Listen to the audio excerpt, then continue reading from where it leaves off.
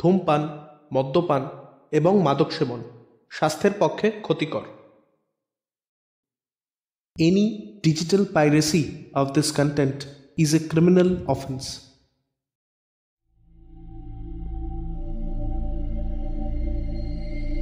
স্টোরিলাইন YouTube channel presents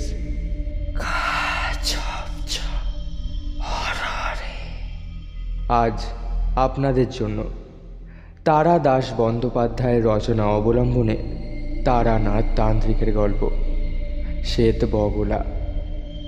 গল্পের সূত্রধর আমি চান্দ্রিক এবং গল্প পাঠে রাজ। শুরু হচ্ছে তারা দাস বন্দ্যোপাধ্যায়ের লেখা তারানাথ তান্ত্রিকের গল্প শ্বেত বগলা।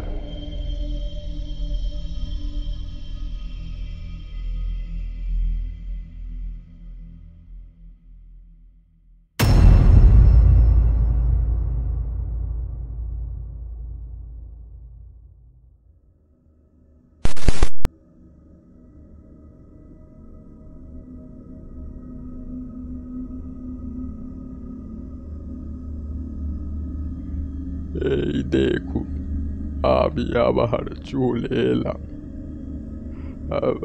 আপনাদের সকলকে শুভ মহাষষ্ঠীর আন্তরিক প্রীতি এবং শুভেচ্ছা জানাই।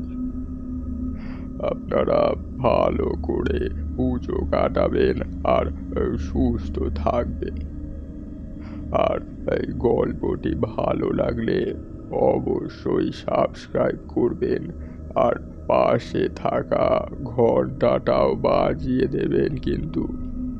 তাহলে এবার গল্প বলা যাক।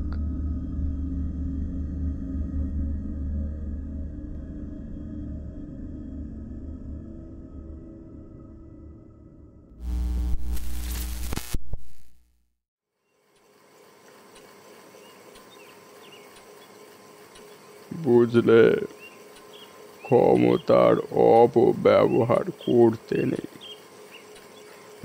শুধু তন্ত্রমন্ত্রের মাধ্যমে পাওয়া ক্ষমতার কথা বলছি না, জীবনের সমস্ত ক্ষেত্রেই সংযমের খুব প্রয়োজন, নইলে বিপদ ঘনিয়ে আসে। তোমরা তো কলেজে পড়া ছোকরা, ইতিহাসে পড়েছ নিশ্চয়। ক্ষমতার অযথা ব্যবহার করতে গিয়ে বড় বড় রাজা রাজরাদেরও কি অবস্থা হয়েছে। তারানাথের চাইতে বয়সে অনেক ছোট হলেও আমি বা কিশোরী আর ঠিক যাকে ছোকরা বলে সে দলে পড়ি না। তবু তারানাথ আমাদের মাঝে মধ্যে ছোকরা বলে সম্বোধন করে এবং আমরাও মেনে নিয়ে থাকি। তত্ত্ব কথা শুনতে ইচ্ছা করছে না, বরং ক্ষমতার অপব্যবহার বিষয়ক কোনো জমাট গল্প বলেন তো শুনি। কারোর সর্বনাশে কারোর পৌষ মাস হয়, এ কথাটাই একেবারে মিথ্যে নয়। একটা জমাট গল্প মানে কোনো একজনের ভয়ানক বিপদের গল্প তো। তোমাদের গল্পের যোগান দিতে হলে দেশে হাহাকার পড়ে যাবে। অনেক দিন ভালো গল্প হয়নি, আজ কোনো ফাঁকি চলবে না, আজ গল্প বলতেই হবে। একটা ঘটনার কথা মনে পড়ছে, কিন্তু কারোর কষ্ট নিয়ে বা দুঃখের ইতিহাস নিয়ে গল্প ফেঁদে বসতে আমার সংকোচ হয়। তবু বলছি এই কারণে যে এর ভিতর দিয়ে একটা জনশিক্ষার কাজও হয়ে যাবে। জনশিক্ষার ব্যাপারটা গল্পের শেষে মরালের মতো জুড়ে দেবেন কোন। আপাতত গল্পে আসুন। তারানাথ আমাদের দিকে ইঙ্গিতবহ উৎসুক দৃষ্টিতে তাকাতেই কিশোরী তার পকেট থেকে পাসিং শোর প্যাকেট বের করে সামনে রাখল। মৌজ করে কয়েকটা টান দিয়ে বলতে শুরু করলো তারানাথ।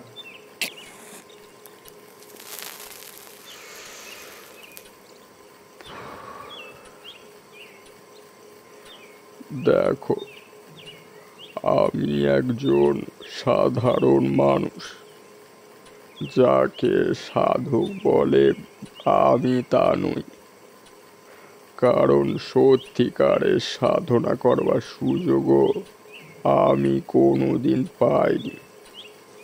পেলেও করতাম কিনা সন্দেহ আছে। আসল ব্যাপার হলো এই পথে পথে বেরিয়ে বেড়ানো, নানা বিচিত্র চরিত্রের মানুষের সঙ্গে আলাপ হওয়া। জীবনের এই দিকটাই আমাকে বেশি মুগ্ধ করত।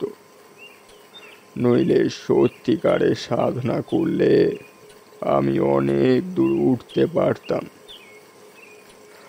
তোমাদের এতদিন বলিনি, আমার একবার প্রকৃত তান্ত্রিক দীক্ষাও হয়েছিল।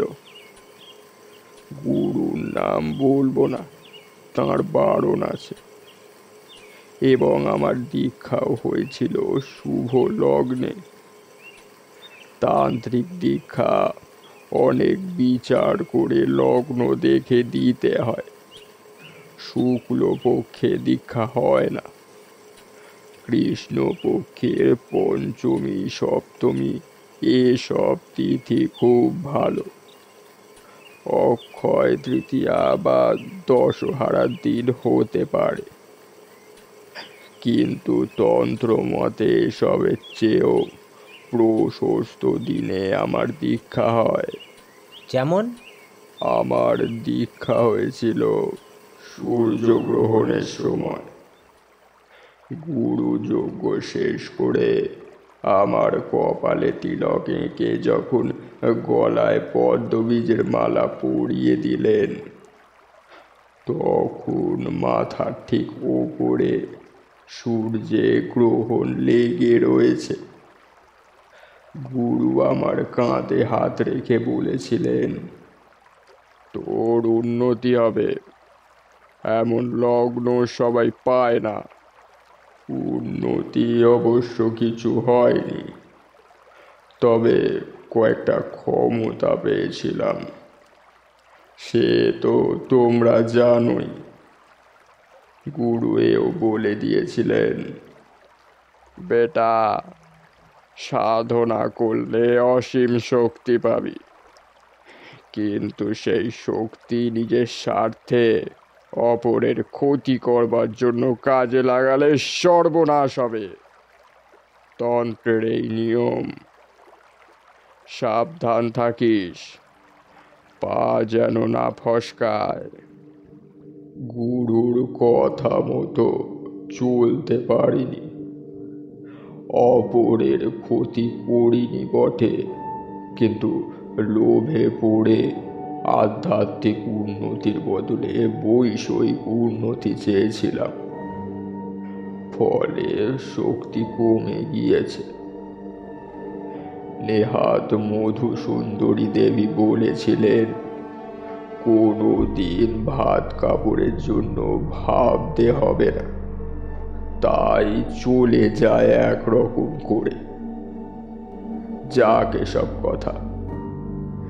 একদিন বসে আছি এই বৈঠকখানা ঘরে। সময়টা সকাল। আগের দিন এক বেটা মারোয়ারিকে কোন শেয়ার ধরে রাখলে লাভ হবে বলে দিয়ে বেশ কিছু নগদ লাভ করেছিলাম। পড়তির মুখেও আমার কথায় ভরসা করে সে শেয়ার ধরে রেখে দেয়। পরের দিন মাঝরাতে বোম্বে থেকে ট্রেন কল পায়। ওই শেয়ারের দর হঠাৎ বাড়তির দিকে। 7 দিনে কয়েক লাখ টাকা মুনাফা করে গতদিন সে এসে বেশ মোটা প্রণামী দিয়ে গিয়েছে। মনটা বেশ ফুর্তি ফুর্তি লাগছে। এমন সময় দরজার কাছে একজন লোক এসে দাঁড়ালো। পরনে ধুতি আর টুইলের শার্ট, পায়ে পামশু। বয়স আমারই মতো হবে। আমাকে দেখে লোকটা বলল, আচ্ছা, এটা কি? না না, আজ হাত দেখা হবে না। তারানাথ কার নাম? লোকটা তারানাথ বাবু বা ঠাকুর মশাই বলল না দেখে তার অভদ্রতায় নিতান্ত চটে গিয়ে বললাম। আমারই নাম? কেন, কি চাই? লোকটা কাছে এসে একটু সামনে ঝুঁকে ভালো করে আমায় দেখলো, বলল, হ্যাঁ, তাই বটে। তুই তো তারানাথ, আমাকে চিনতে পারছিস না? আমি অবাক হয়ে তাকিয়ে আছি দেখে সে বলল, অবশ্য তোরই বা দোষ কি? সে কি আজকের কথা? চিনতে পারলি না? আমি আমি বীরজাভূষণ তালুকদার। বেশ কিছুক্ষণ হাঁ করে তাকিয়ে থাকবার পর আমার মনে পড়ে গেল আমাদের স্কুল জীবনের সেই ভূষণ পেছনের বেঞ্চিতে বসতো আর অনর্গল পকেট থেকে ডাঁশা পেয়ারা বের করে চিবোতো। তার পুরো নাম বীরজাভূষণই তো ছিল বটে। আমি তক্তাপোষ থেকে উঠে তার হাত ধরে বললাম, মাফ কর ভাই, সত্যি প্রথমটা চিনতে পারিনি। কবেকার কথা সব, চেহারাও একেবারে বদলে গিয়েছে। তারপর কি খবর বল? বস বস। বীরজা চৌকিতে বসে বলল, খবর ভালোই, রাজা গজা কিছুই হয়নি, কিন্তু বেশ কেটে যাচ্ছে বুঝলি। তুই কেমন আছিস বল? সংক্ষেপে বললাম, ভালোই, আমারও কেটে যাচ্ছে। শুনলাম তুই নাকি নামকরা জ্যোতিষী হয়েছিস। লোকের মুখের দিকে তাকিয়ে নাকি ভাগ্য বলে দিস। কলকাতায় এসে ভাবলাম তোর সঙ্গে দেখা না করে যাব না। তা বেশ করেছিস, থাক না আমার কাছে কদিন। বীরজা মাথা নেড়ে বলল, না রে, থাকা যাবে না। আজকের রাতটা হয়তো থাকবো, কিন্তু কাল সকালেই রওনা দিতে হবে রে।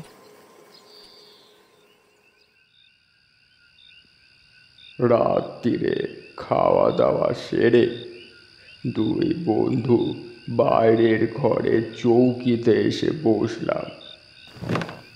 ঘুম আর হলো না। গল্প করতেই রাত ফুরিয়ে গেল।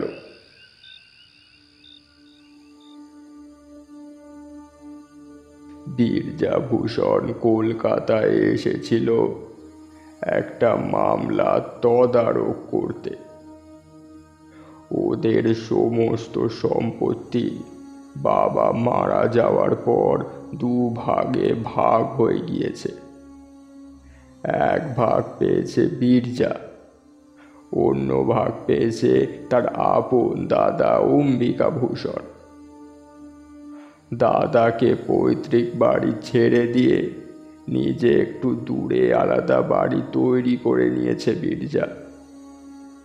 কিন্তু সম্প্রতি ভাগাভাগির ব্যাপারে কি একটা ত্রুটি বের করে অম্বিকাভূষণ ভাইয়ের বিরুদ্ধে মামলা শুরু করেছেন। যে সম্পত্তি নিয়ে মামলা, তার মূল্য 20,000 টাকার চেয়ে বেশি। কাজেই মামলা এসেছে হাইকোর্টে। এ নিয়ে অনেক দুঃখ করল বীরজা। দেখলাম ওর সেই পুরনো দিনের ভালো মানুষই এখনো যায়নি। যে দাদা তার বিরুদ্ধে মামলা করেছে তার জন্যই সে দুঃখ করছে। পরের দিন যাওয়ার সময় বীরজা বলল, একবার আমাদের গায়ে চল না, বেরিয়ে আসতে পারবি। দেশের দিকে যাসও তো না অনেকদিন, যাবি? কথাটা ঠিক। গ্রামে আমাদের বাড়িও প্রায় ধূলিসাৎ হয়ে পড়েছে। থাকার বা দেখাশুনো করবার কেউ নেই। কাজেই কিসের টানে আর সেখানে যাব। অবশ্য বীরজার বাড়ি আমাদের গ্রামে নয়, মধ্যে আর একটা গ্রাম পেরিয়ে প্রায় মাইল 3 দূরের চড়ুইটিপ নামের এক গ্রাম থেকে এসে পড়তে আসতো। স্কুলে পড়ার সময় মাত্র একবারই তার গ্রামে গিয়েছিলাম, এখন আর ভালো মনে পড়ে না। বললাম, আচ্ছা যাবক্ষণ, দেখি একটু সময় করে উঠতে পারলেই। দেখ, ওসব ছেদো কথায় আমাকে ভোলাতে পারবি না। সময় করে উঠতে না পারলে মানেটা কি? তুই কি করে চাকরি করিস? ওসব বললে চলবে না। সামনের মাসের প্রথম দিকে আমাকে আবার কলকাতা আসতে হবে, মামলার তারিখ পড়েছে। সেদিন তোর এখানে এসে উঠব। তুই আগের থেকে জিনিসপত্র গুছিয়ে রাখিস, ফেরবার সময় তোকে সঙ্গে করে নিয়ে যাব। বেশ, তাই হবে।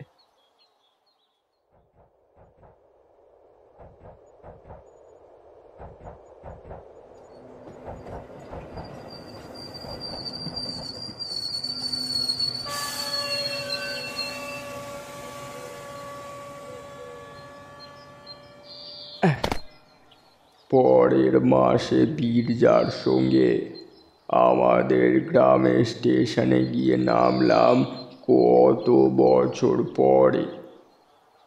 সেই হারানো শৈশবের সোনালি দিনগুলো স্বপ্নের মতো মনে আসলো। স্টেশন থেকে আমাদের গ্রাম 7 মাইল, আর বীরজার গ্রাম মাইল 10। স্টেশনে নেমে দেখি আমাদের জন্য গরুর গাড়ি এসে দাঁড়িয়ে রয়েছে। বীরজা ব্যবস্থা করে রেখেছিল আগে থেকে। গরুর গাড়ি চেপে অনেক বছর পরে আবার কাঁচা রাস্তা দিয়ে দুলতে দুলতে যাওয়া এত ভালো লাগছিল যে বিচার করে দেখে বুঝতে পারলাম শহরে বাস করলেও শহরকে আমি আদৌ ভালোবাসি না। গ্রাম আমার রক্তে মিশে রয়েছে। চড়ুইটিপ গ্রামটা দেখতে ভালো। গ্রামের প্রান্ত দিয়ে বয়ে যাচ্ছে ছোট্ট একটা নদী। নদীর ধারে ঝোপঝাড়। সমস্ত গ্রামে কোথাও খুব ঘন জঙ্গল না থাকলেও ছাড়া ছাড়া গাছপালা প্রচুর। 3-4টে পাকা বাড়িও চোখে পড়ল।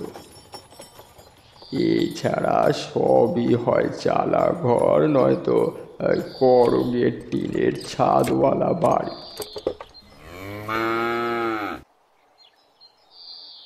বীরজা আর তার দাদার বাড়ি পাশাপাশি, মধ্যে এক টুকরো জমি। পাশাপাশি, কিন্তু মুখ দেখা দেখি নেই। যে বাড়িতে বীরজা আমাকে এনে তুলল সে বাড়ি সে নতুন করেছে। ছোটবেলায় আমি এসেছিলাম এই পাশের ওই পুরনো বাড়িতে, যেখানে এখন অম্বিকা ভূষণ থাকেন। শৈশবের স্মৃতিমণ্ডিত কোনো জায়গায় অনেক দিন পরে গেলে যে আনন্দ অনুভব করা উচিত সেরকম খুব একটা হলো না। কারণ গ্রামে ঢুকতেই আমার একটা অদ্ভুত অনুভূতি হলো। তোমরা তো জানো, দেবী আমাকে কিছু অতি মানবিক ক্ষমতা দান করেছিলেন। গ্রামে ঢুকেই আমার মনে হলো এখানে একটা অমঙ্গলজনক কিছু ঘটছে। সেটা কি তা তখনই বুঝতে পারলাম না বটে। কিন্তু মনের ভিতর কেমন অস্বস্তি পাক খেতে লাগলো। বীরজা জিজ্ঞাসা করলো, কি হয়েছে? ওরকম মুখ করে রইলি কেন? ও কিছু না, এমনি। বীরজার বউটা ভারী ভালো, বেশ সাধ্বী মেয়ে।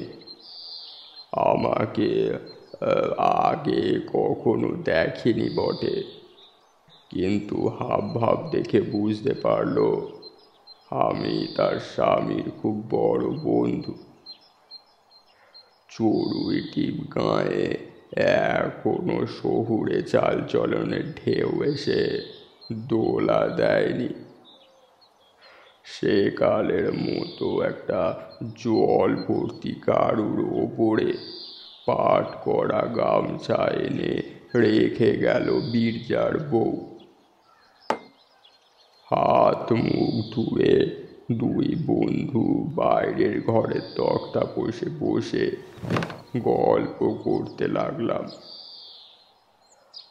সবই আমাদের সেই রঙিন হারিয়ে যাওয়া ছোটবেলার গল্প। গল্প করছি, কিন্তু পোকায় খাওয়া দাঁতের ব্যথা যেমন সর্বদা সব কাজের মধ্যে জানান দেয়, তেমনি মনের ভেতরকার অস্বস্তিটাকে কিছুতেই মুছে ফেলতে পারলাম না। বহুদিনের অভিজ্ঞতা থেকে জানি, আমার এই অনুভূতি এই সচরাচর ভিত্তিহীন হয় না।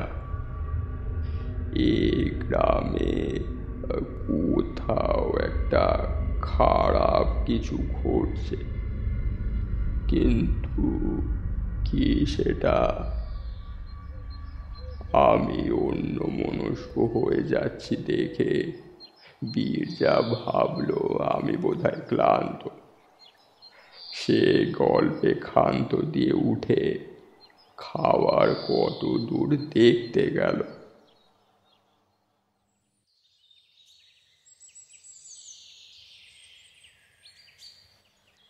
পরের দিন খুব ভোরে উঠে আমি আর বীরজা নদীর ধারে বেড়াতে গেলাম। ছোট গ্রাম্য নদী, কিন্তু এই কচুরি পানায় তার স্রোত বন্ধ হয়ে যায়নি। বেশ কাকচক্ষু জল ধীর গতিতে বয়ে চলেছে। সকালে স্নিগ্ধ হাওয়ায় শরীর জুড়িয়ে যায়। একটু পরিষ্কার জায়গা দেখে দুজনে বসলাম। আমার বাঁ পাশে একটা বড় বাবলা গাছ, তার ডালপালা অনেকখানি জলের দিকে ঝুঁকে পড়েছে। গুঁড়ি থেকে কিছু উপরে এক জায়গায় তিনটে মোটা ডাল তিন দিকে বেরিয়েছে। সেখানে একটা কাকের বাসা। কাকের বাচ্চা হয়েছে বোধহয়। মা কাক বসে বাচ্চা পাহারা দিচ্ছে, আর বাবা কাক একটু বাদে বাদে কি মুখে করে এনে বাচ্চাদের খাইয়ে যাচ্ছে। ও পারে চাষিরা জমিতে লাঙল দেওয়ার উদ্যোগ করছে। গ্রামে এত সকালেই দিন শুরু হয়ে যায়। শহরে অর্ধেক লোক বোধহয় এখনো বিছানা ছেড়েই ওঠেনি। খোলা জায়গা, বেলা বেশি না হলেও রোদ্দুর ওঠার পর আর বসা গেল না। বীরজা বলল, চল উঠি, মমতা খাবার করে বসে আছে এতক্ষণ। ফেরবার সময় আগে পরে অম্বিকা ভূষণের বাড়ি। দেখলাম একজন প্রৌঢ় মানুষ পরনে খাটো ধুতি, বেশ হৃষ্টপুষ্ট চেহারা, গলায় এক ছড়া মোটা রুদ্রাক্ষের মালা, বসে বসে তামাক খাচ্ছেন। সেদিকে না তাকিয়ে বীরজা চুপি চুপি বলল, ওই আমার দাদা। অম্বিকাভূষণ আমাদের দিকে তাকিয়েও দেখলেন না। আমরা বাড়ির সামনে দিয়ে পার হয়ে যাওয়ার আগেই ভেতর বাড়ি থেকে একজন লাল কাপড় পরা সন্ন্যাসী গোছের চেহারার লোক বেরিয়ে এসে অম্বিকাভূষণের পাশে বসে একবার আমাদের দিকে তাকালো। কুৎসিত দৃষ্টি লোকটার, মাথায় সামান্য জটাও আছে, নিম্ন শ্রেণীর তন্ত্র সাধকের মতো চেহারা।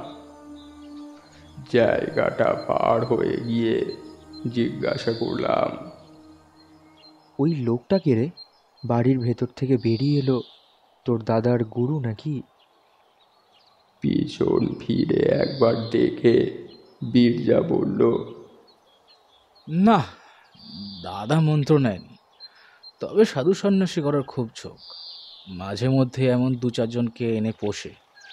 এই বেটাকে দেখছি আজ কয়েকদিন যাবৎ, কিছুদিন শুষে চলে যাবে আর কি।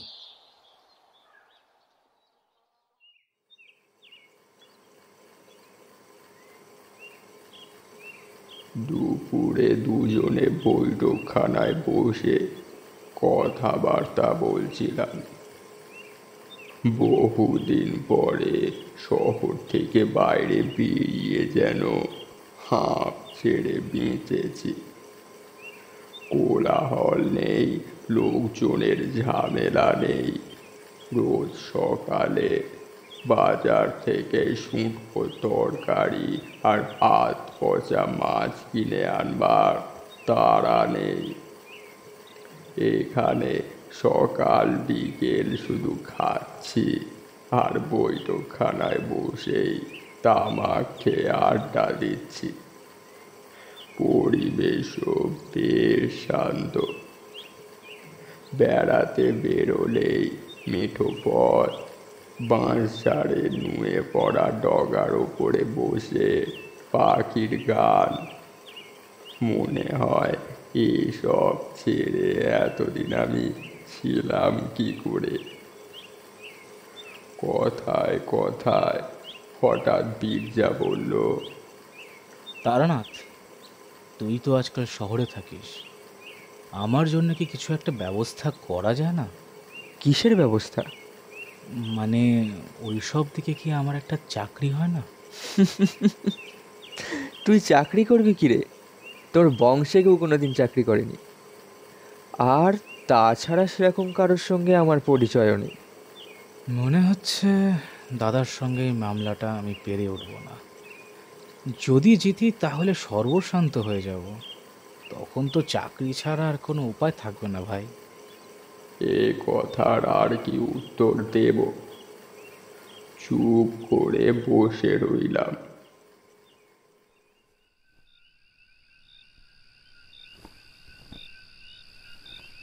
রাত্রির বেলা গরমে ঘুম আসছিল না।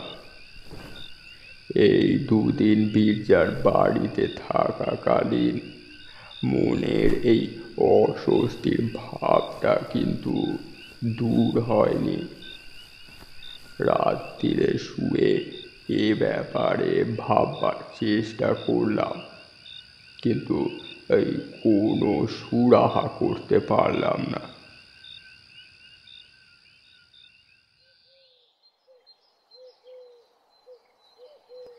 সকালে বীরজার আমি নদীর ধারে বেড়াতে যাওয়া একটা অভ্যাস করে ফেলেছিলাম।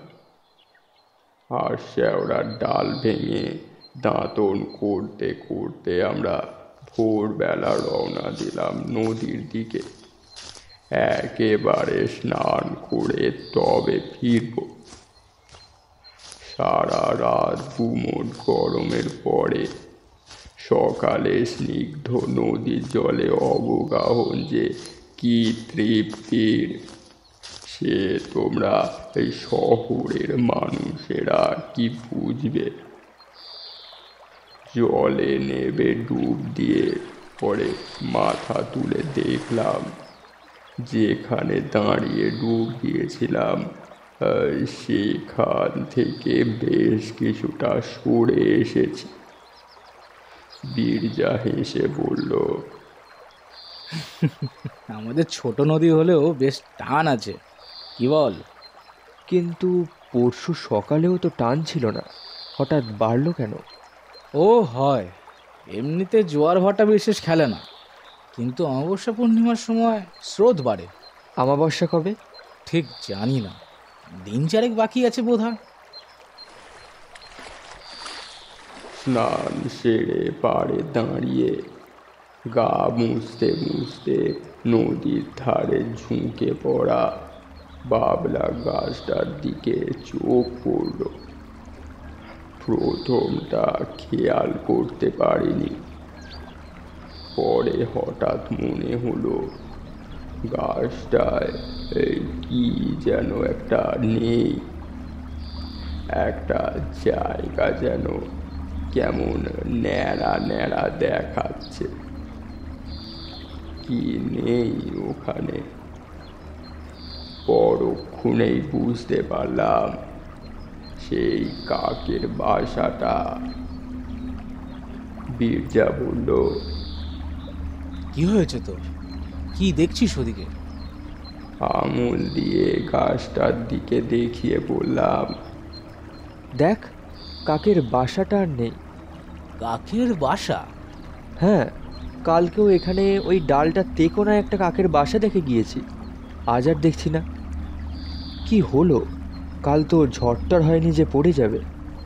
বীরজা শুকনো কাপড় পরতে পরতে বলল, যা, ঝড়ে কখনো কাকের বাসা পড়ে? ওরা দারুণ শক্ত করে বাসা বাঁধে। অবশ্য খুব বড় ঝটকা হলে পড়তে পারে, কিন্তু সেরকম তো হয়নি। ছাড় দেখি, একটা কাকের বাসা নিয়ে মাথা ঘামানোর কি আছে? কি ঘটতে চলেছে জানলে কি? বীরজা অত শান্তভাবে কথা বলতে পারত। এই ঘটনার পরেও কিন্তু আমি কিছু আন্দাজ করতে পারিনি, পারা সম্ভব ছিল না। কিন্তু কখনো কখনো জীবনে আশ্চর্য অঘটনের ভিড় লেগে যায়। সকালে যার কথা খুব ভেবেছি, বিকেলে 10 বছর পরে হয়তো সেই বন্ধু এসে হাজির হলো, কিংবা হয়তো সকালে একটা তালা এবং বিকেলে সেই তালাটারই চাবি রাস্তায় কুড়িয়ে পাওয়া যায়। এর পরের দিনই সে ধরনের একটা ব্যাপার ঘটায়। আমি মনে মনে 2 আর 2 যোগ করে দিলাম।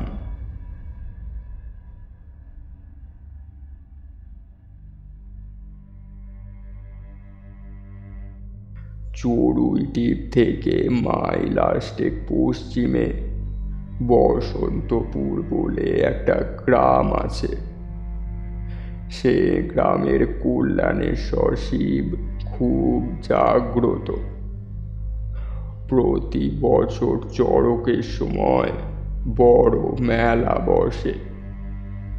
মন্দিরও নাকি বহুদিনের পুরনো। গায়ে পোড়া মাটির কাজ রয়েছে শুনে বীরজাকে বলেছিলাম একবার দেখতে যাওয়ার কথা। বীরজা গ্রামের আবিদ শেখকে বলে রেখেছিল পরের দিন সকালে তার ঘোড়ার গাড়ি নিয়ে আসতে। সমস্ত গ্রামে আবিদেরই একমাত্র গাড়ি। মাঝে মাঝে স্টেশনে গিয়ে ভাড়া খাটে। অবসর সময়ে পড়ে পড়ে ঘুমোয়।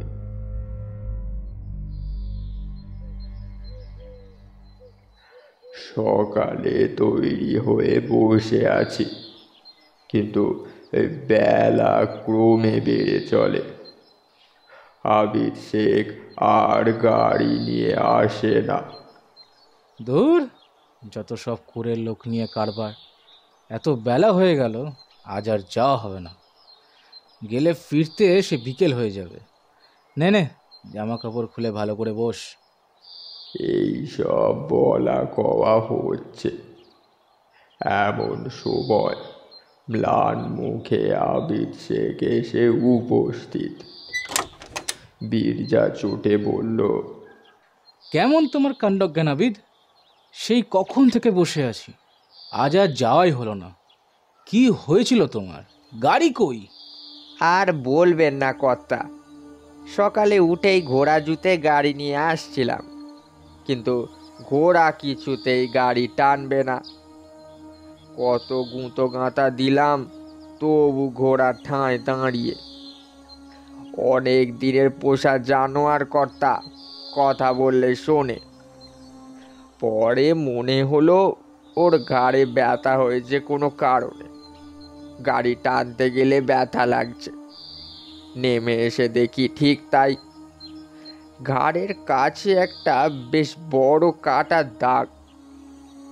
ও ঘোড়া নিয়ে তো আজ বেরোনো যাবে না কর্তা। জোর করে চালাতে গেলে মাঝপথে খেপে গিয়ে গাড়ি উল্টে দিতে পারে। ঘোড়া জখম হলো কি করে? জোয়ালে পেরেক টেরেক কিছু বেরিয়ে আছে নাকি? আগে না, সে আমি দেখেছি। তাহলে? খানিকক্ষণ ধরে মাথা চুলকে আবিদ শেখ বলল, আমিও তো তাই ভাবছি কর্তা, কিসে যে ঘা খেলো জানোয়ারটা। যাকগে, যাও তুমি। তোমার ঘোড়া ভালো হয়ে ওঠা অবধি যদি আমার বন্ধু থাকে, তাহলে একদিন মন্দির দেখতে যাব। লোকটা মিথ্যে কথা বলছে কিনা ঠিক বুঝতে পারলাম না। আবিদ এমনিতে ভালো, কিন্তু বড্ড কুড়ে। হয়তো আজ আর মেহনত করার ইচ্ছা নেই। ঘোড়া ফের রাস্তা বলে তুলে দিয়ে সারাদিন পড়ে পড়ে ঘুমোবে। আমি তখন দুয়ে দুয়ে যোগ দিচ্ছি। বললাম, না হে, লোকটা বোধ হয় মিথ্যে কথা বলছে না। আর মানে, তুমি আর ভালো মানুষের মতো মুখ দেখে গলে গেলে নাকি? আবিদ কিন্তু ভয়ানক মিথ্যেবাদী। তা হতে পারে, তবে এবার বোধ হয় সত্যি কথাই বলছে। কি বলতে গিয়ে বীরজা থেমে গেল। একটু ইতস্তত করে বলল, হবেও বা, তোর তো আবার কি সব ক্ষমতা আছে লোকের মুখ দেখে মনের কথা বলে দেওয়ার। আমি এ নিয়ে আর কথা বাড়ালাম না। বীরজাও চুপ করে গেল।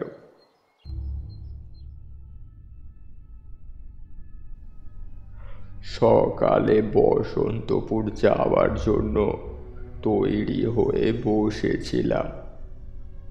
কাজেই নদীর ধারে দৈনন্দিন ভ্রমণ আজ আর হয়ে ওঠেনি। দুপুরে খাওয়ার পর নিটোল একটি দৃবানিদ্রা দিয়ে উঠে দেখলাম বেলা গড়িয়ে গিয়েছে। এখনই বেরিয়ে পড়লে এই কিছুক্ষণ নদীর ধারে বসা যায়। তাই মুখে চোখে জল দিয়ে রওনা দিলাম। গ্রামের দিকে দিন শেষের একটা এই সুন্দর রূপ আছে, যা শহরে তোমরা টের পাও না। আস্তে আস্তে আমার চোখের সামনে নদীর ওপারে চষা ক্ষেত আবঝা অন্ধকারে ম্লান হয়ে এলো।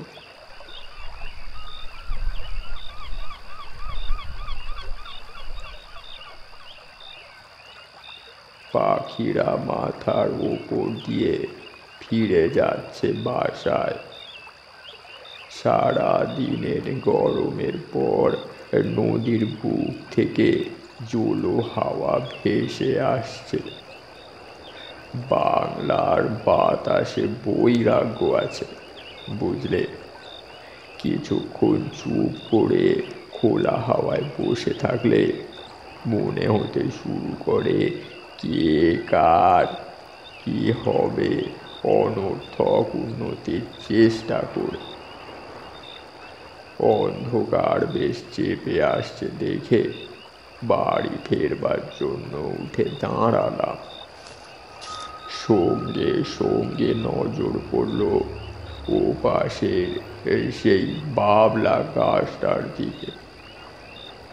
গাছের নিচে একটু ঝোপ মতো, তার মধ্যে কি যেন নড়ছে।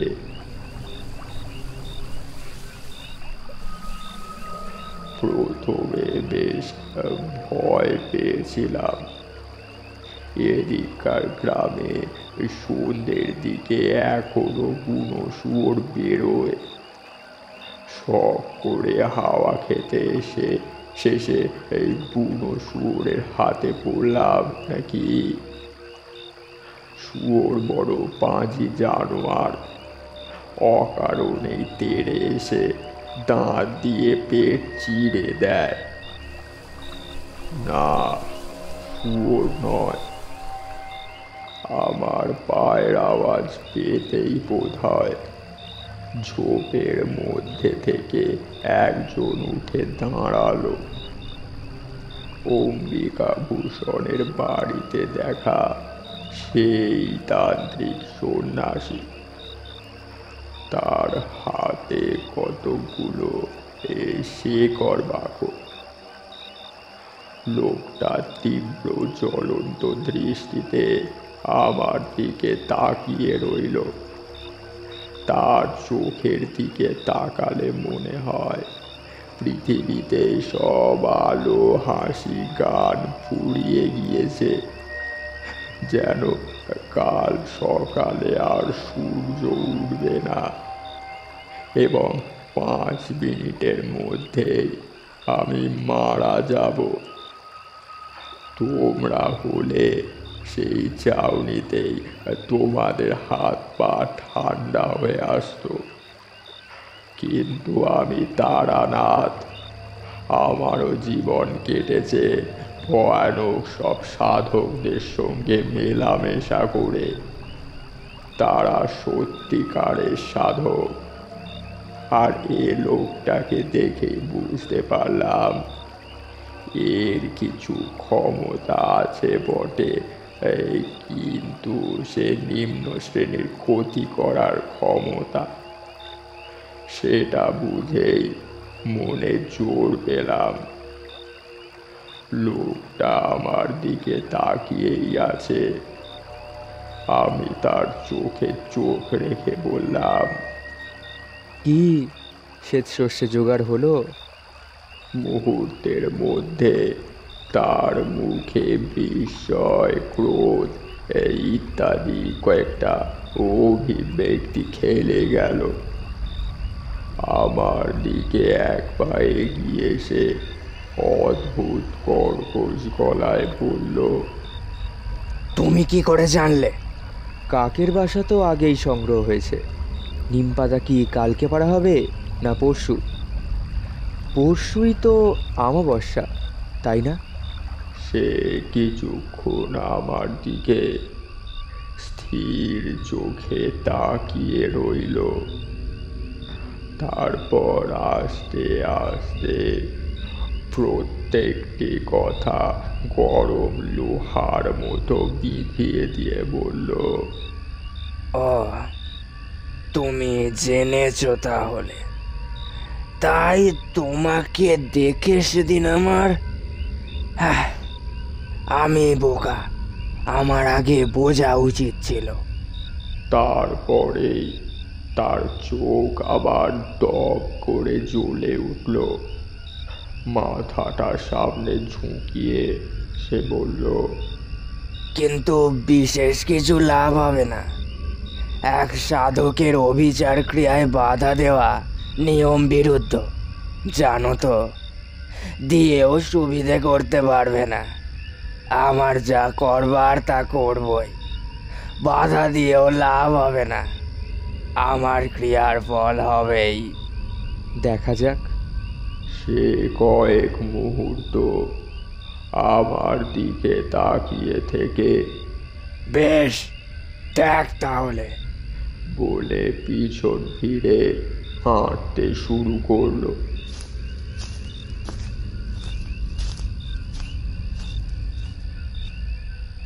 খুব মন খারাপ নিয়ে বীরজার কাছে ফিরলাম। আমি নিজের অভিজ্ঞতা থেকে জানি, এসব সাধকদের ভালো করার ক্ষমতা না থাকুক, ক্ষতি করবার শক্তি খুবই থাকে। কিন্তু আমরা যে অন্ধকারে রয়ে গেলাম, আপনি কিভাবে দুয়ে দুয়ে চার করলেন বললেন না? তাও তো বটে, গল্প বলতে বলতে ভুলেই গিয়েছিলাম যে তোমরা এইসব ব্যাপার কিছুই জানো না। আচ্ছা বলি, শোনো।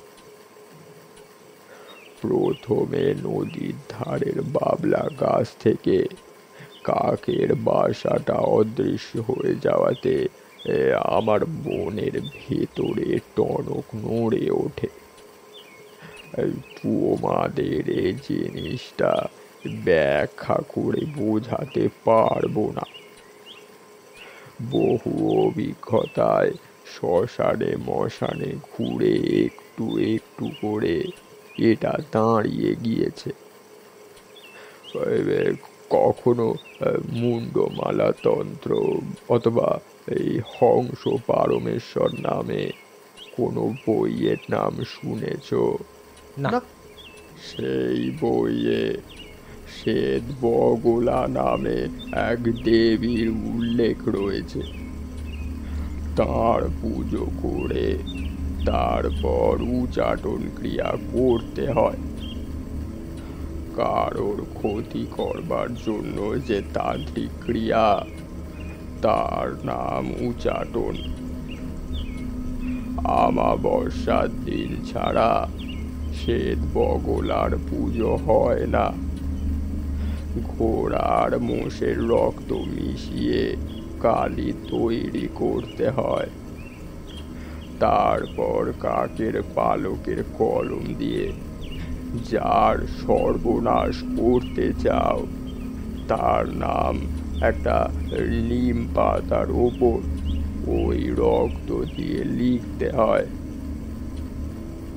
লেখার সময় একটা মন্ত্র উচ্চারণ করতে হয়, সেটা তোমাদের বলবো না।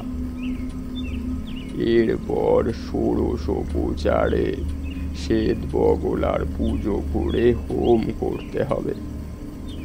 যজ্ঞের সমিধ হচ্ছে সাধারণত বেল কাঠ বা জগডুমুরের কাঠ, কিন্তু এই যজ্ঞ করতে হয় কাকের বাসার সরু সরু কাঠি দিয়ে।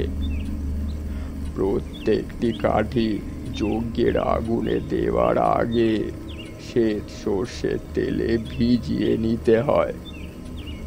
পূর্ণাহুতি দেওয়ার সময় ওই শত্রুর নাম লেখা নিম পাতাটি যজ্ঞের আগুনে দিলেই কাজ শেষ।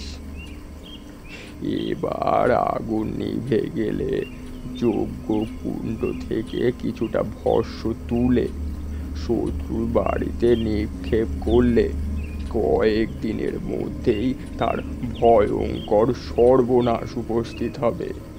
কি ভয়ানক! ভয়ানকই বটে। সেই জন্যেই বীরজার জন্য চিন্তিত হয়ে পড়েছিলাম। রাত্রিরে বাইরের ঘরে বসে গল্প করতে করতে বীরজা বলল, তোকে এরকম দেখাচ্ছে কেন রে? শরীর খারাপ নাকি? না, শোন ভূষণ, কাল একটা পুজো করব ভাবছি। ফর্দ করে দেব, কতগুলো জিনিস আনিয়ে দিস তো, রাত্রে পুজো হবে। পুজো? কিসের পুজো? এমনি, তোর সময়টা ভালো যাচ্ছে না, ভাবছি একটা সস্তায়ন গোছের কিছু করে দেব। বিরজা বোকা নয়, সে উঠে এসে আমার হাত দুটো ধরে বলল, কি ব্যাপার বল দেখি, আমায় ভোলাবার চেষ্টা করিস না। যদি কিছু বুঝে থাকিস আমাকে বল, আমার কি কোনো বিপদ আসছে? ভেবে দেখলাম বিরজার কাছে আসল ঘটনা লুকিয়ে কোনো লাভ নেই, বরং তৈরি থাকলে যাই আসুক না কেন তার সঙ্গে যুদ্ধ করতে পারবে। আমি বিরজাকে সব খুলে বললাম। বিরজা শুনে কিছুক্ষণ চুপ করে বসে থাকলো, তারপর নিজের বিপদ সম্বন্ধে কোনো কথা না বলে কেবল একটা নিঃশ্বাস ফেলে বলল, হ্যাঁ, আবিদ শেখ তাহলে সত্যি কথাই বলেছিল। আজ্ঞে হ্যাঁ। আমি তাহলে এখন কি করব? বললাম তো, জোগাড় যন্ত্র করে দে, কাল সকালেই সস্তায়ন করে দিই। তাতে আমার বিপদ কেটে যাবে, ওদের পুজোর ফল ফলবে না। বিরজার কথার কোনো উত্তর দিতে না পেরে চুপ করে রইলাম। কিরে, উত্তর দিচ্ছিস না যে? তোকে মিথ্যে কথা বলতে চাই না বিরজা, এসব তান্ত্রিকের মানুষের ভালো করার ক্ষমতা না থাকলেও খারাপ করবার শক্তি খুবই থাকে। আমার পুজোর ফল না ফললেও তোর দাদার ক্রিয়াকাণ্ডের ফল হবে বলেই মনে হয়। তাহলে তুই তো অনেক সাধুর সঙ্গে ঘুরেছিস, এই পুজো কাটান দেওয়ার মন্ত্র জানিস না? না ভাই বিরজা, আমি এ পথের ভালো দিকটারই সন্ধান করেছি চিরকাল, অপরের ক্ষতি কী করে করতে হয় তা শিখিনি। অনেককে অনেক ভয়ানক কাণ্ড করতে দেখেছি ঠিকই, কিন্তু তা শিখতে ইচ্ছে করেনি। আমি তাহলে এখন কি করব? ঈশ্বরকে ডাক, তিনি সর্বমঙ্গলময়, তিনি ইচ্ছে করলে সব বিপদ কাটিয়ে দিতে পারেন। অনেকেই তো ভগবানের কাছে অনেক কিছু প্রার্থনা করে, তাদের সবার কথা কি ঈশ্বর শোনেন? ভগবানকে ডেকে লাভ কি? বিরজার চরিত্রের এই দিকটা চোখে পড়ায় আমার ভালো লাগলো। সে গ্রামের লোক বটে, আদি ভৌতিক আদি দৈবিক ক্রিয়াকর্মে বিশ্বাসও রাখে, কিন্তু নিজের বিপদ ঘটতে চলেছে জেনেও সে গেঁয়ো লোকের মতো অধীর হয়ে পড়ল না। কিছুক্ষণ চুপ করে থেকে সে উঠে বাড়ির ভেতরে গেল, বলে গেল, বস একটু, এখনই আসছি। 10-12 মিনিট পরে বিরজা হাতে করে একটা লাল কাপড়ের পুঁটলা নিয়ে ঘরে ঢুকে তক্তাপোষের ওপর বসলো। বললাম, কি ব্যাপার, ও পোটলাই কি? এদিকে আয়, তোকে কয়েকটা জিনিস দেখাই। কি জিনিস? বিরজা পুঁটলার গিঁট খুলে এক রাশ কাগজ বের করলো, বলল, এগুলো আমার জমি জমা সম্পত্তি দলিল। আমার কোথায় কি আছে তোকে বুঝিয়ে দিয়ে যাই। যদি আমার কিছু হয় তাহলে তুই আমার বউ ছেলেপিলেকে দেখিস, আর আমি কাউকে বিশ্বাস করতে পারবো না রে। উঠে গিয়ে ওর হাত ধরলাম। দাঁড়া, পাগলামি করিস না, একটা কাজ করা যাক বরং। বিরজা আমার মুখের দিকে তাকিয়ে বলল, কি? তুই সপরিবারে কোনো তীর্থে চলে যা। তাতে কি হবে? তীর্থে থাকলে অমঙ্গল হয় না, কারোর কোনো অভিশাপ ফলে না। ঠিক বলছিস। একটু ইতস্তত করে বললাম, অন্তত কম ফল হয়, ঈশ্বরের স্থান তো। বীরজা কয়েক মুহূর্ত চুপ করে ভেবে বলল, বেশ, তাহলে তুইও চল আমাদের সঙ্গে। আমি আমি কি করে এখন? ওসব চলবে না। তোর কথায় আমি এই বিপদ মাথায় করে বাড়ির সবাইকে নিয়ে তীর্থ করতে যাব। যদি তাতেও কোনো ফল না হয় আর আমি বিদেশেই মারা যাই, তাহলে আমার বউ ছেলেপুলের কি হবে? ওরা পথ ঠিক করে বাড়িও ফিরতে পারবে না। তুই বুদ্ধি যখন দিয়েছিস, তখন তোকেও সঙ্গে যেতে হবে। বীরজার দিকে তাকিয়ে মায়া হলো। বেচারা ভয় পেয়েছে খুব, কিন্তু চরিত্রের দৃঢ়তা দিয়ে সেই ভয়কে মুখে ফুটে উঠতে দেয়নি। এখন ওকে একলা ছেড়ে দেওয়া উচিত নয়। বললাম, আচ্ছা, যাবো তোর সঙ্গে। কবে রওনা দিচ্ছিস? কাল সকালে। সে কি, হঠাৎ কোথাও কিছু নেই, এক রাত্রে সব গোছগাছ করবি কি করে? সে আমি পারবো। আর এমনই কী বা আছেন আবার, ও হয়ে যাবে ক্ষণ। কিন্তু টাকা পয়সারও তো প্রশ্ন আছে। না, তার জন্য আটকাবে না। এসব দেশ গাঁ জায়গা, আমরা ব্যাংকে টাকা রাখি না। 2-4 টাকা যা আছে তা বাড়িতেই আছে। কালই চল তাহলে। কোথায় যাবি? কাশিতে। খুব দেখার ইচ্ছে ছিল, এই সুযোগে হয়ে যাবে। তারপর ধর, সত্যি যদি আর না ফিরি, তাহলে হিন্দুর ছেলে কাশিতে অন্তত মরতে পারবো।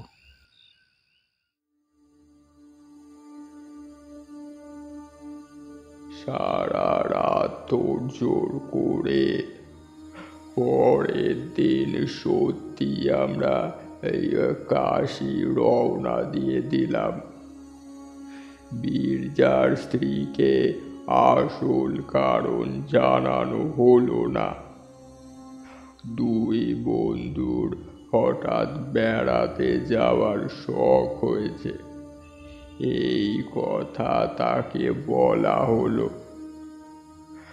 যাওয়ার পথে নিবারণ রায়, বীরজার দুঃসম্পর্কের মামা, তাকে ঠিকানা দিয়ে এলো বীরজা। বলল, দিয়ে রাখি ঠিকানাটা, বলা যায় না, যদি কখনো দরকারে লাগে। আমার এক চেনা ভদ্রলোকের অনেক দান আছে এই কাশীর এক আশ্রমে। সেখানে এর আগেও বার দুই আমি উঠেছি কাশী গিয়ে। এবারেও সেখানেই থাকবো ঠিক করেছিলাম। তারই ঠিকানা। তখনও জানি না যে ঠিকানাটার সত্যি দরকার পড়বে।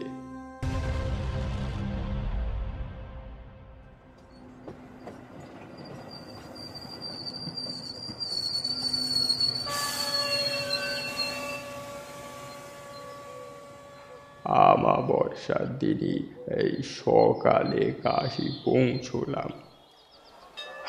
গঙ্গা স্নান করে সেদিনই বাবা বিশ্বনাথের পুজো দেওয়া হলো। বেচারা বীরজার বউ জানে না এই স্বামী কেন এত তাড়াহুড়ো করে কাশী এসেছে। সে আনন্দ করে সব দেখে বেড়াচ্ছে। পাড়া গাঁয়ের বউ এর আগে বিশেষ বাইরে বেরোয়নি কখনো। সে খুব খুশি। বীরজা মাঝে মাঝে কাষ্ঠ হাসি হাসছে, কিন্তু সে হাসিতে কোনো রং নেই।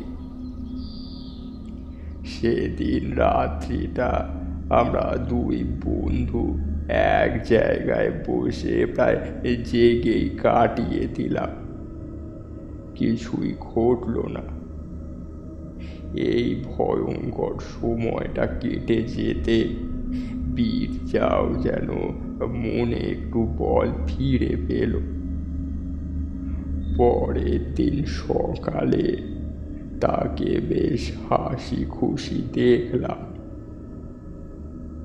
এই করে নিরুপদ্রবে আরো 3-4 দিন কেটে গেল।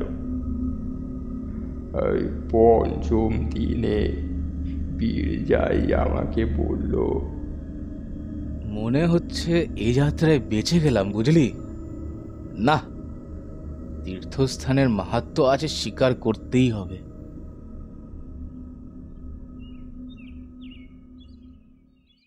সেদিনই বিকেলে আমি আর বীরজা বসে গল্প করছি। মাটিতে বসে তরকারি কুটছে এই বীরজার বউ। হঠাৎ আশ্রমের অধ্যক্ষ জ্ঞানানন্দ ঘরে ঢুকলেন। বললেন, হঠাৎ ঢুকে পড়লাম, কিছু মনে করবেন না। অবশ্য বৌমা আমার মায়ের মতো। আপনাদের সঙ্গে একটু কথা ছিল যে। আসুন আসুন, বসুন তো আগে। কি ব্যাপার? জ্ঞানানন্দ তার হাতে ধরা হলুদ রঙের এক টুকরো কাগজ আমাদের দিকে বাড়িয়ে দিয়ে বললেন, বীরজাভূষণ কার নাম? একটা তার এসেছে। আশ্রমে তার এলে আমি সই করে নিয়ে পৌঁছে দিই। দেখুন তো কি খবর, কোনো বিপদ টিপদ নয় তো? বিপদ আর কি হবে, বীরজা তো সমস্ত পরিবার নিয়ে এখানে। তার খুলে বীরজার চোখ মুখ কেমন হয়ে গেল। আমি আর জ্ঞানানন্দ একসঙ্গেই জিজ্ঞাসা করলাম, কি হয়েছে? কি খবর? বীরজা আমার দিকে তারটা বাড়িয়ে দিল। বলল, দাদা করেছেন, পড়ে দেখ। পড়ে দেখলাম, অম্বিকা ভূষণেরই করা তার বটে। বিশেষ কিছু লেখা নেই, শুধু বলা হয়েছে, অবিলম্বে ফিরে এসো, বাড়িতে বিপদ। বীরজার দিকে তাকিয়ে বললাম, কি বিপদ বলে মনে করিস? তা কি করে বলবো বলতো, কিছু তো বলা হয়নি। তাছাড়া দাদা হঠাৎ, যার জন্য এত কাণ্ড, আমার মাথা গুলিয়ে যাচ্ছে। জ্ঞানানন্দ বুদ্ধিমান মানুষ, বীরজার কথার ধাঁচে বুঝলেন কোথাও কোনো গোলমাল আছে। একটু কেশে গলা পরিষ্কার করে বললেন, আচ্ছা, আমি তাহলে যাই, একটু কাজ আছে। কি ঠিক করেন জানাবেন আমাকে। তিনি চলে যেতে বললাম, কি করবি? চল ফিরি, নিশ্চয়ই কিছু গুরুতর হয়েছে, নইলে দাদা তার করতেন না।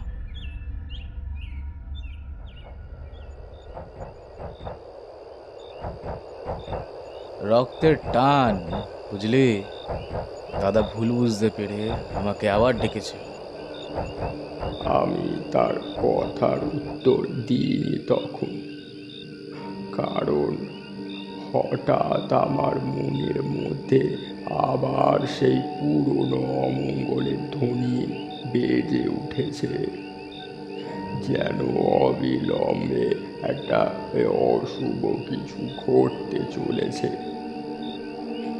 এর ওপর বীরজাকে আর কিছু বলে ভয় দেখিয়ে লাভ নেই, কিন্তু আমি জানি কিছু একটা ঘটবেই বা ঘটছে।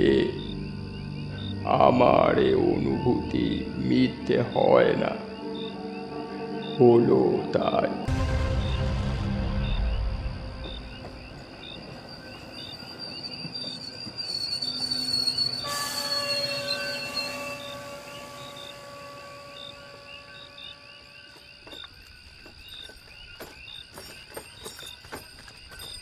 গরুর গাড়ি নিয়ে স্টেশন থেকে একেবারে অম্বিকা ভূষণের বাড়ির সামনে গিয়ে নামা হলো। মালপত্র গাড়িতেই রেখে আমরা ঢুকলাম বাড়িতে। চারদিকে কেমন একটা থমথমে ভাব, বাইরের ঘরে কেউই নেই। বীরজা অন্দরের দিকে পা বাড়াবে এমন সময় স্বয়ং অম্বিকা ভূষণ এসে ঘরে ঢুকলেন। বীরজা নিচু হয়ে তার পায়ের ধুলো নিয়ে প্রণাম করল, বলল, কি হয়েছে দাদা, তার করেছো কেন? উত্তরে অম্বিকা ভূষণ ভাইকে জড়িয়ে ধরে কেঁদে ফেললেন। কি হয়েছে দাদা, এমন করছো কেন?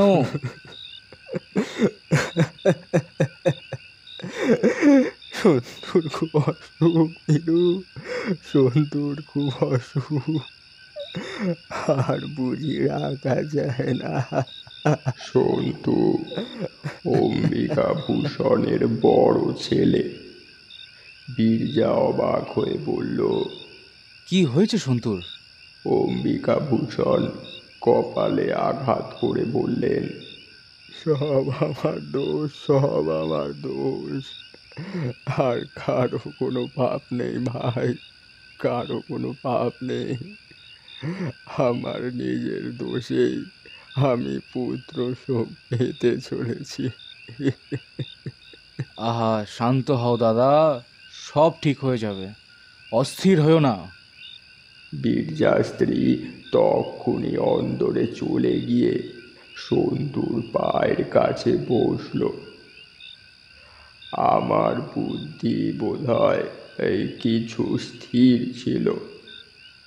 আমি দুই ভাইকে ধরে বসালাম, বললাম, কি হয়েছে খুলে বলুন তো। অম্বিকা ভূষণ কাঁদছিলেন। বীরজা পাশে বসে তাঁর গায়ে হাত বুলিয়ে দিচ্ছিল। বেশ দৃশ্যটা।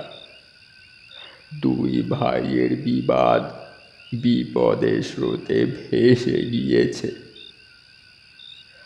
আমার প্রশ্ন শুনে অম্বিকা ভূষণ মুখ তুলে তাকালেন, বললেন, নিজের মুখে স্বীকার করলে পাপের বোঝা হালকা হয়, তাই কোনো কিছু না লুকিয়েই বলছি। বীরু, তোর সর্বনাশ করার জন্য আমি এক তান্ত্রিকের পরামর্শে শ্বেত বগলার পুজো করেছিলাম। সে পুজোয় এই অংশটা বাদ দিয়ে বলুন, এটা আমি আগেই টের পেয়ে বীরজাকে বলেছি। অম্বিকা ভূষণ একবার আমার দিকে তাকালেন, তারপর বললেন, ও জানতেন তাহলে। যাই হোক, পুজোর পরে হোম করে সেই হোমের ছাই নিয়ে বীরুর বাড়িতে ফেলবার দরকার ছিল। বেটা তান্ত্রিক এ কাজটা আমাকেই করতে বলল। কি আর বলবো, তখন শয়তান আমার বুদ্ধি কেড়ে নিয়েছিল। এই সময় বীরুও কাশিতে, বাড়ি ফাঁকা। কাজেই আমিও ভাবলাম সুবিধেই হলো। আমাবস্যার দিন প্রায় সারা রাত পুজো হলো। হোম শেষ হতে হতে শেষ রাত। কলা পাতায় মুড়ে খানিকটা ছাই আমার হাতে তুলে দিয়ে তান্ত্রিক বলল, যাও, সাবধান, অন্য কোথাও যেন না পড়ে, তাহলেই সর্বনাশ। তখনও ভোর হতে দেরি আছে। বীরুর বাড়ির পাঁচিলের পাশে গিয়ে দাঁড়ালাম। হাতে আমার এই কলা পাতায় মোড়া হোমের চাল, পাঁচিল ডিঙিয়ে সেটা সব শুদ্ধ ছুঁড়ে ফেলতে যাব ওর বাগানে। কি বলবো মশাই, একটু মেঘ নেই বা ঝড়ের চিহ্ন নেই কোথাও, অথচ প্রচণ্ড একটা বাতাসের ঝাপটা এলো কোথা থেকে। ততক্ষণ আমিও সেটা ছুঁড়ে দিয়েছি হাত থেকে। আমার চোখের সামনে বাতাসের মুখে উড়ে গিয়ে তা পড়ল আমারই বাড়ির উঠোন। তখনই দৌড়ে গিয়ে উঠোন থেকে সবটুকু ছাই নিকিয়ে তুলে নিলাম। কিন্তু তাতে কি আর ভাব যায়? গত পরশু থেকে সন্তু বাবা আমার বলি রক্ত বমি করছে।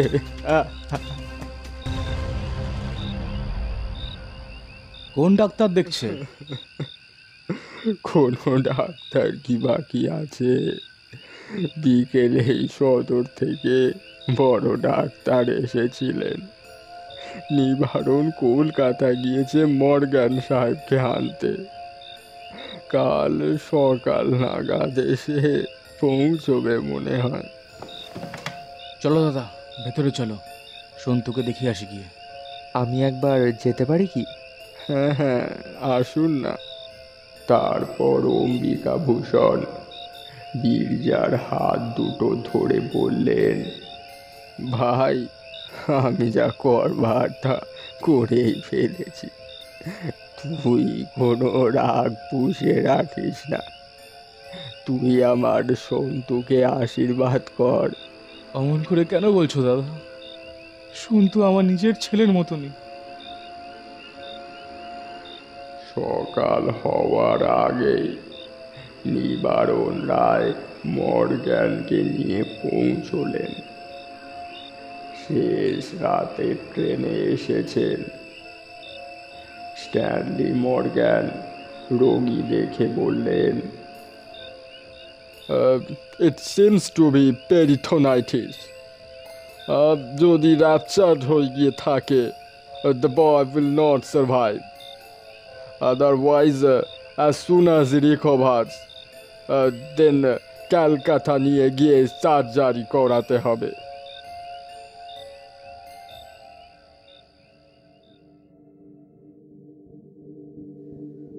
পরের কথা সংক্ষেপে বলি। সন্তু বেঁচে উঠেছিল। আমাদের সবার মিলিত প্রার্থনা জোরেই হোক বা অম্বিকাভূষণের অনুতাপে ঈশ্বর দয়া করার জন্যই হোক, সন্তু 3 দিনের দিনে একটু ভালো হয়ে উঠল। ডাক্তার মর্গ্যান নিজে তার অপারেশন করে। সে ভালো হয়ে ওঠে। 2 ভাইয়ের ঝগড়াও চিরকালের জন্য মিটে যায়। কিন্তু তান্ত্রিক প্রক্রিয়ায় অপরের ক্ষতি করতে গিয়ে মানুষ নিজের কি বিপদ ডেকে আনে দেখলে তো। বোধহয় ভগবানই অম্বিকাভূষণকে একটু শাস্তি দিতে চেয়েছিলেন। নইলে সামান্য বাতাসে চিহ্ন নেই কোথাও, অথচ অমন হবে কি করে? সে তান্ত্রিকের কি হলো? সে পরের দিনই লোটা কম্বল নিয়ে কাউকে না বলে ভেগেছিল। প্রাণের ভয় সবারই আছে তো। সন্তুর অসুখের ব্যাপারটা কাকতালীয় তো হতে পারে। তারানাথ কড়া চোখে তাকিয়ে বলল, পাষণ্ড কোথাকার! আর যদি কখনো তোমাদের গল্প বলেছি,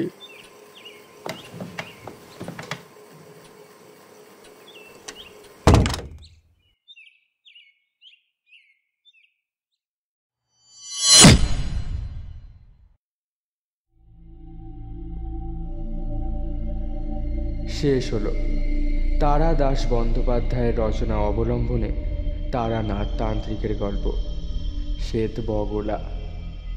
গল্প পাঠ রাজকুমার বোস, তারানাথ, অম্বিকাভূষণ এবং আবিদ শেখের চরিত্রে চান্দ্রিক দে, কিশোরী এবং জ্ঞানানন্দের চরিত্রে রোহন শর্মা, বীরজাভূষণ সুদেব চক্রবর্তী, ধ্বনি পরিকল্পনায় স্নেহাদ্র শর্মা, পরিচালনায় চান্দ্রিক দে। আবার পরের সপ্তাহে দেখা হবে আরও একটি রোমাঞ্চকর গল্প নিয়ে।